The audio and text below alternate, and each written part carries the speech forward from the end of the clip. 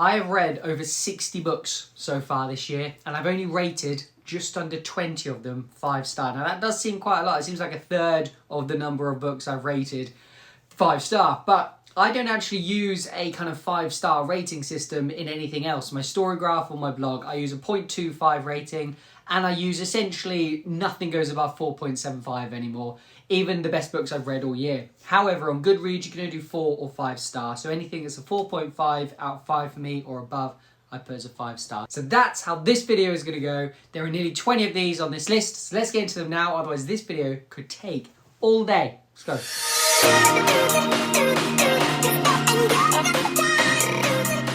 The first book on this list is Andy Weir's Project Hail Mary. This is an absolute banger. Absolutely love this. I think I already knew I would. People said there's like humour in it, it's sci-fi, there's a great character, there's even some things where it's like, oh, this is what would happen to humanity if such and such happened.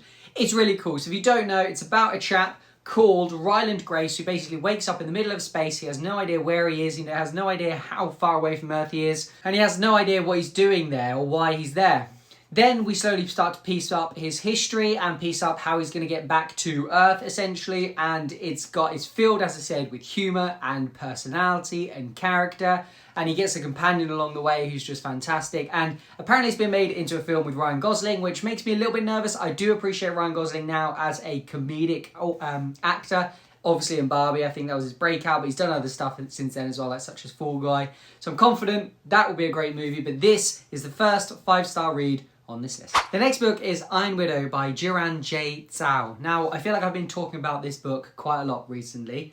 The front cover is stunning. So I did a video recently over on TikTok talking about how good looking the front cover was. It was among other books of like, oh, what's the best front covers I've read? On top of that, I talked about some of the like most impressive books, some of the best action books, some of the books that shocked me the most. This always pops up. Basically, I was bought it by somebody else via my wish list. It was fantastic. It's full of action. It's about, and I've tried to describe this in the same way every single time, it's about people being able to ride these giant mecha bots powered by their chi, and they can also suck the chi, these pilots, out of women who are co-pilots chi and kill them if they need to power this robot into a different evolution to be able to defeat off this horde of aliens that's attacking the planet. Then, one day, one of these co-pilots that's killed, her younger daughter decides that she wants to become an actual pilot, but women cannot become pilots because their chi is not high enough to power these bots, but hers is. Cue epic story about rebellion, just full of action, full of like constant moments, full of constant plot, never stops going, absolutely fantastic. Consider this something you should be picking up if you've got any interesting kind of fantasy or sci-fi. Even not, it's just a great time. So that's Iron Widow by Jiran J. Zhao, my second book on my 5-star Goodreads list, as it were.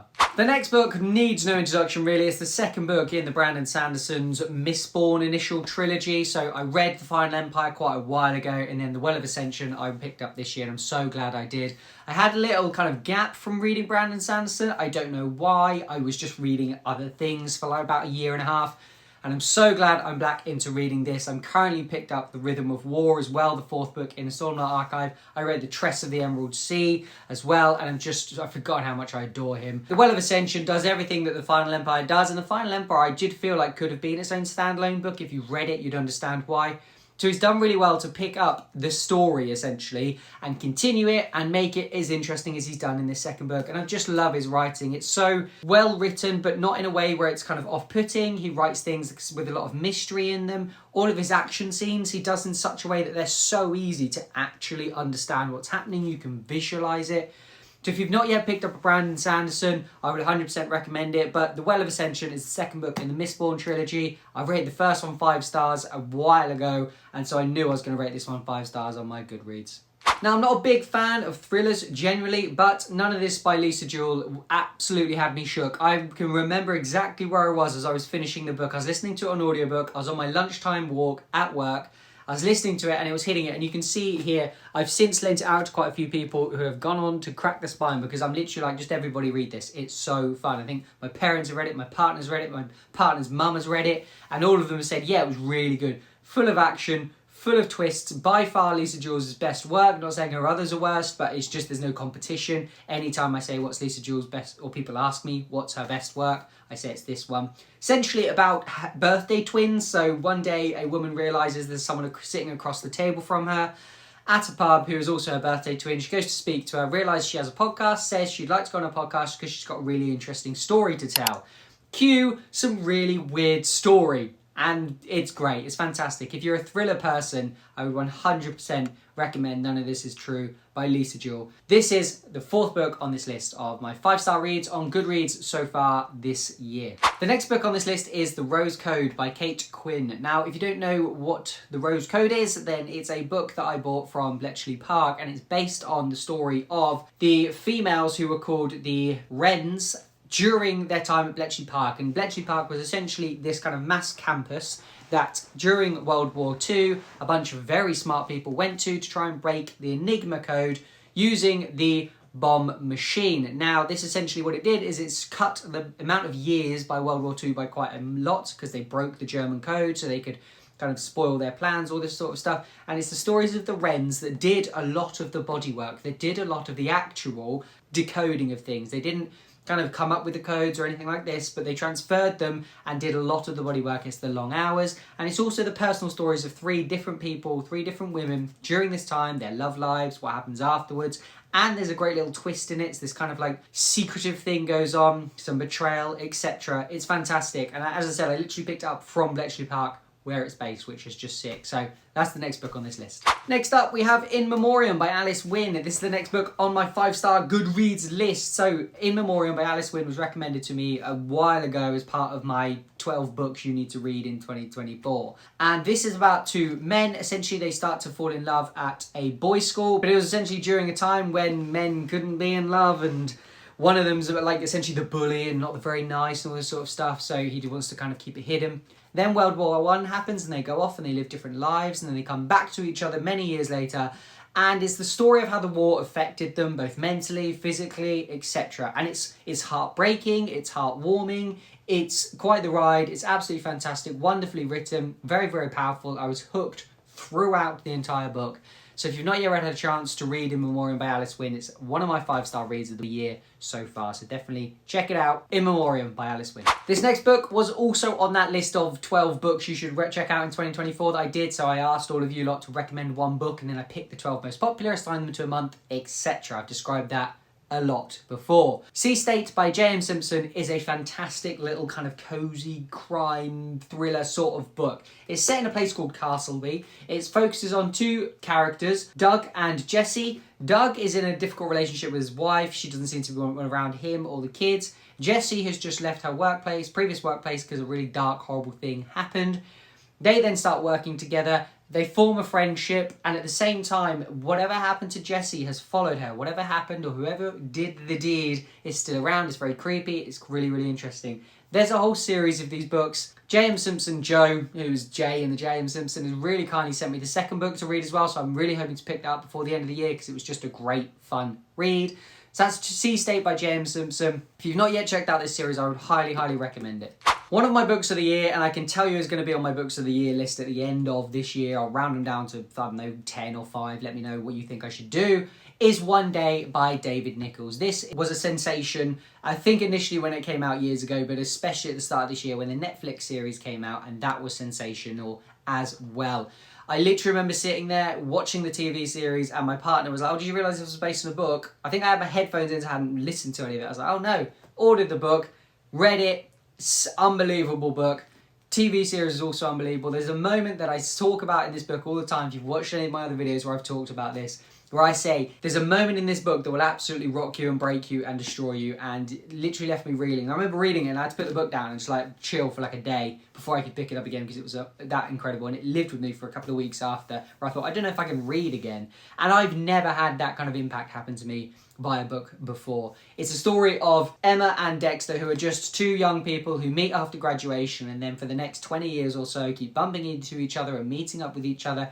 And essentially they're kind of in love, but they're not in love. They try and love other people, but realise they love each other, but they're not great for each other. They're opposites, like kind of humans, etc. And it's a story of real love. It's the best romance book I've ever read, one of the best books I've ever read, and that's why it was 5-star on my Goodreads. And I always say, if there's any books that I would give a 5-star, rather than my 4.75 that I give on everything else, it probably would have been this book. Speaking of books that I would probably give a 5-star if I could on my other kind of review platforms, so Storygraph, where I only give them 4.75, is bang, The Heart's Invisible Furies by John Boyne. This is one of the greatest books I've ever read. It's about a man who is essentially gay in the 1960s, I think it's Ireland, and you just can't be gay in Ireland in the 1960s. You get beaten up, you get frowned upon, I think it's even illegal, the police are against it, all of this sort of stuff, so he has to keep it quiet. One day a boy, or yeah, I think they were a boy at the time, comes along and he's got this charisma and he's got this, I don't know, zhuzh about him that basically makes him, I think, realise that he's gay. He's like, yeah, I've always had suspicions, but now I know it. And that boy kind of taunts him throughout his whole entire life as to whether there is a chance, there isn't a chance.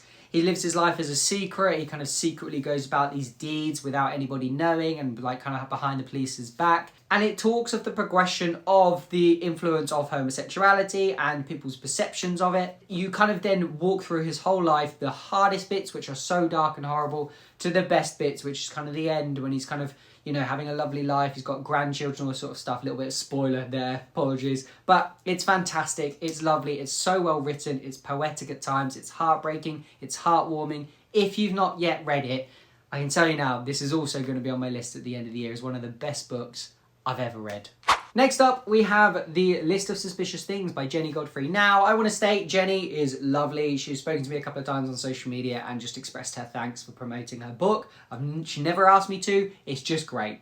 The List of Suspicious Things by Jenny Godfrey follows the story of a young girl called Miv, who essentially wants to try and find out who the Yorkshire Ripper is. So it's based in 1979. He's been killing for a little while. He's teased the police. She wants to try and help out. She's only young, so she decides to write lists of suspicious things. These are people, places, events, these sort of things to try and help solve things. Now, plot spoiler, she doesn't. I don't think anybody ever thought she did, / we all know she didn't because that's not how it worked in the end. What happens is essentially she starts to find out creepy things about her own town. There are people around town that she inadvertently kind of reveals and kind of, I don't know, gets involved in things. And it's also a story of kind of a coming of age. Her friend Sharon kind of gets involved with a boy and she's not sure how she feels about that because her and Sharon have always been a thing and her and the boy have always been a thing, but now they're like a relationship thing and she's not sure.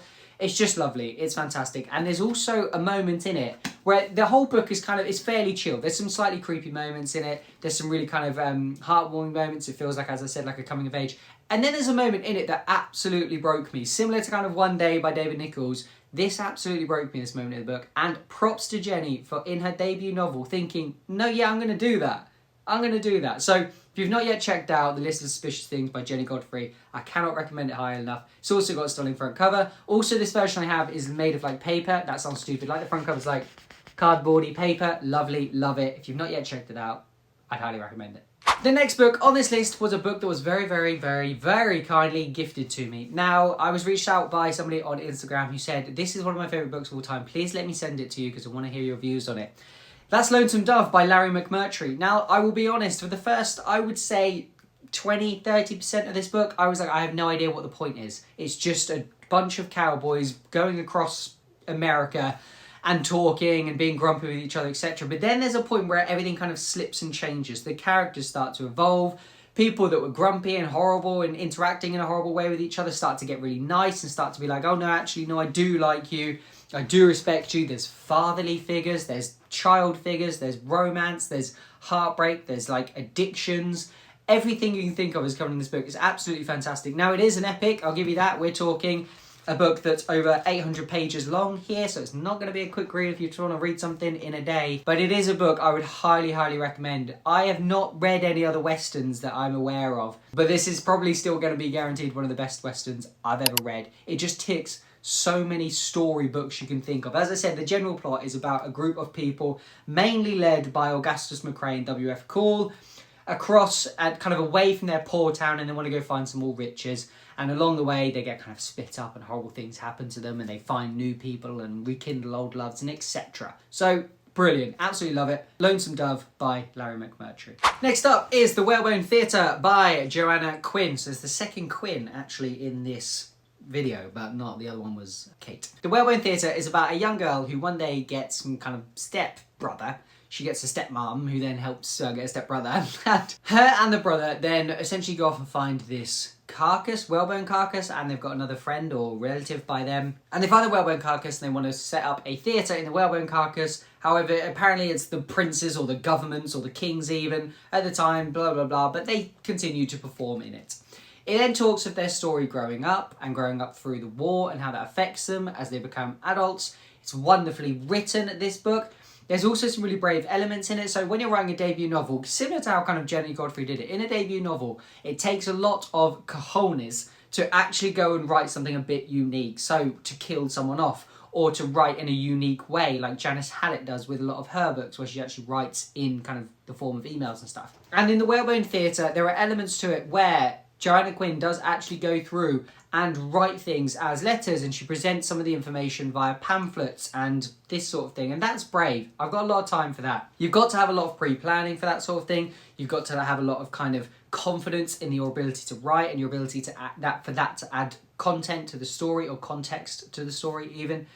But it's just a fantastic book, one that I would highly, highly recommend. If you've seen it elsewhere and you thought, I don't know, I'm not sure, definitely check it out. It also has some fantastic front covers. There's a few varieties of different front covers, but this one I have here is stunning as well. So if you're just a front cover fiend, also great. There's quite a few thick boys on this list, and the next one is Of Darkness and Light by Ryan Cahill. Now, if you've not heard of Ryan Cahill yet, you really should get on it. So he is writing at the moment a series of books with a few novellas in the middle that cover some really big fantasy areas. So similar to kind of like your Stormlight Archive with Brandon Sanderson, this is his magnus opus. I don't know if he plans to do other series. It'd be great eventually if he obviously did, but he's focusing on this one at the moment. And they've got a consistent theme of being really easy to read fantasy with some fantastic worlds, some fantastic cultures, a lot of action, which I think sometimes fantasy struggles with. Sometimes fantasy kind of focuses on the characters and the cultures and things like this. But Of Darkness and Light, fantasy focuses on a lot of the action. And thus was another 5-star read for me. Now, fantasy nearly every single time just seems to hook me and capture me, which is maybe why Brandon Sanderson's one of my favourite authors at the moment. Just because there's something about it where I think it's impressive to be able to write a story I'm interested in a world that's completely fictional, and all this sort of stuff. So I would highly, highly recommend Of Darkness and Light by Ryan Cahill. Sorry, my computer's about to shout something Siri at me. Luckily it didn't. So yeah, that's another fantastic book. But again, get ready to sit down, because we're looking at over, what are we looking at? Actual story here. Over 800 pages again. So another thick boy. And I think this is the second, and I think there's a fourth. And I think the fourth might be over 1,000 pages, so get yourselves ready. But fantastic. So if you're a fantasy fan, 100% recommend checking out Ryan Cahill. Next up, we have another thriller, and that's The Housemaid's Secret by Frida McFadden. Now, I'll be honest, I think the reason I gave this one a 5-star on Goodreads is because it was so similar to the first book. It covers a very similar style. If you had read the first book, you can pretty much guess what's going to happen in this second book, the kind of general idea.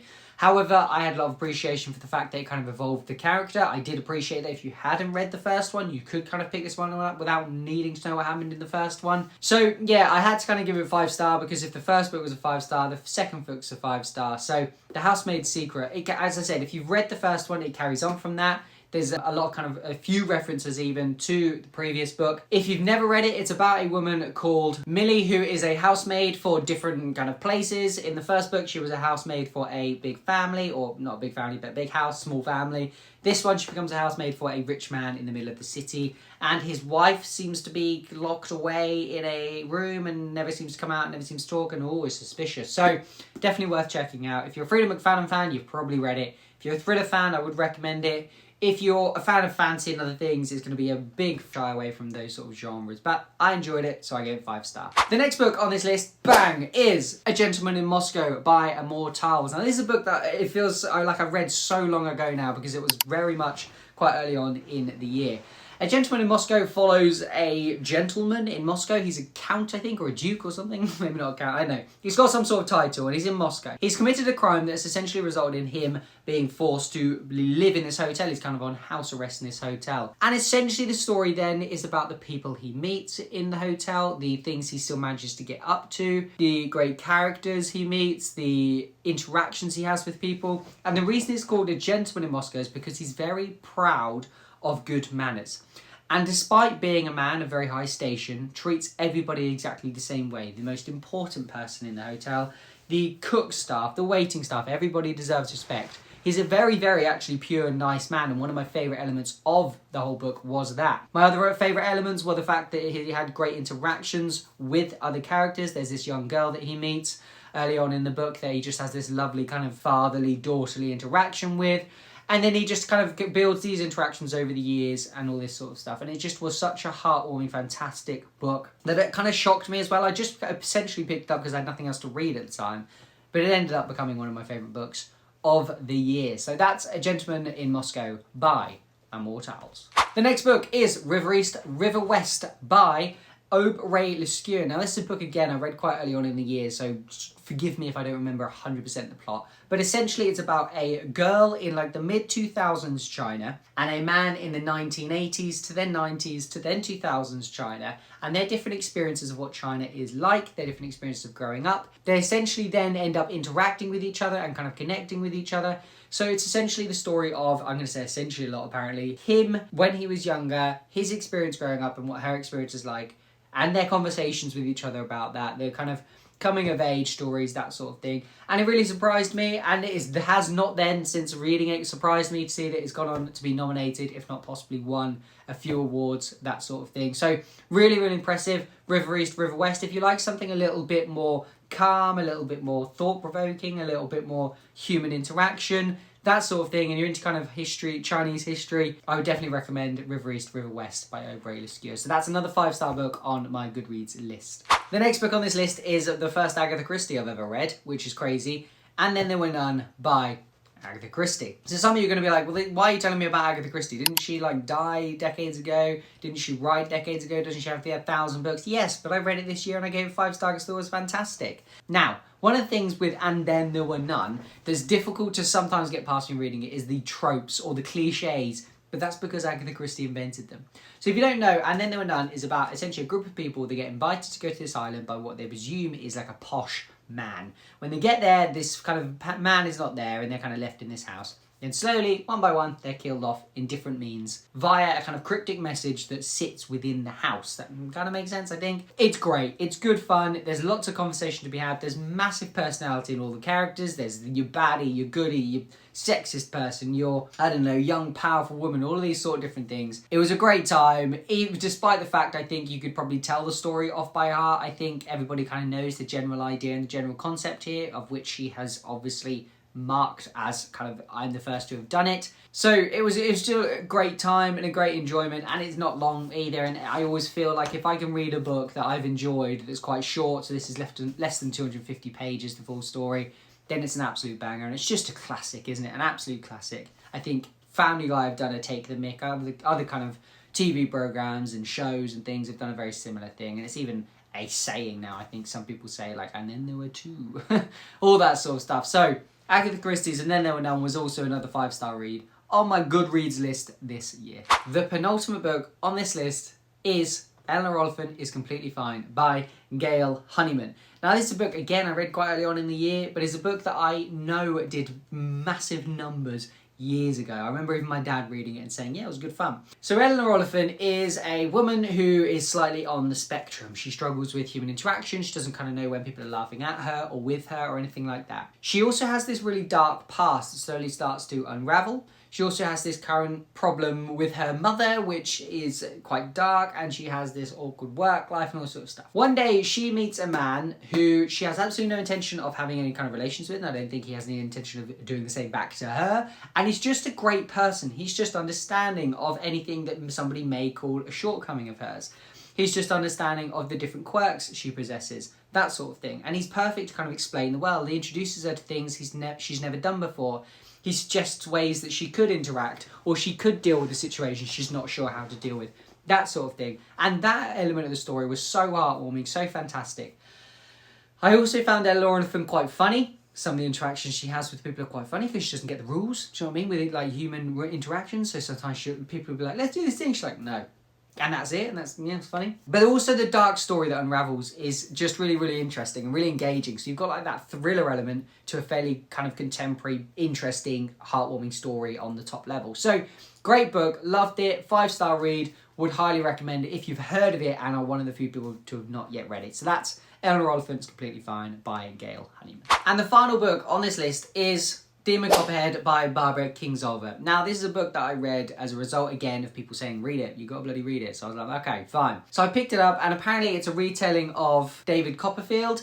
Never read David Copperfield, not even sure what the story's about. But this appears to be a really interesting story in its own right. It's about essentially a young boy who has everything horrible happen to him that could happen to him. Grows up in, his mum is like an addict, so he grows up in care. The care that he grows up in is not particularly nice. All the foster people that he gets involved with and the foster parents aren't particularly nice. He ends up getting addicted to drugs. He ends up being with somebody who is also addicted to drugs and manipulates him into feeding her this sort of stuff. He's trying to build a life for himself, but everything around him is always so bad that he really, really struggles. At the same time, Kingsolver manages to integrate levels of humour, which is very, very difficult in topics like this, but something that was so needed. I think one of my biggest issues with a book called A Little Life was that there was just absolutely no humour in it. There was no lightness. There was no reprieve from the constant depression. It did not make me happy. Whereas Demon Copperhead, there were moments where I was like, okay, he's actually now having a joke about it. Demon himself actually jokes about these horrible dark things because his perspective of what is bad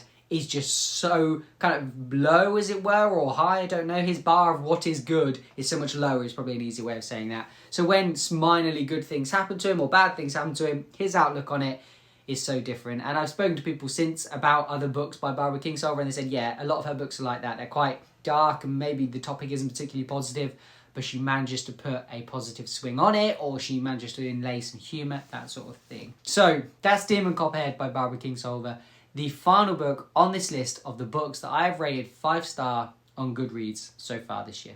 So there they are. There's all the books. I can't even get them all in the same frame. This isn't every single book, because some of them I don't actually have at the moment. I've lent to people, that sort of thing. I need to put these down. I cannot hold that up. That's probably like 1,000 kilograms or something. I'm going to drop all these. I just hope I don't hurt them.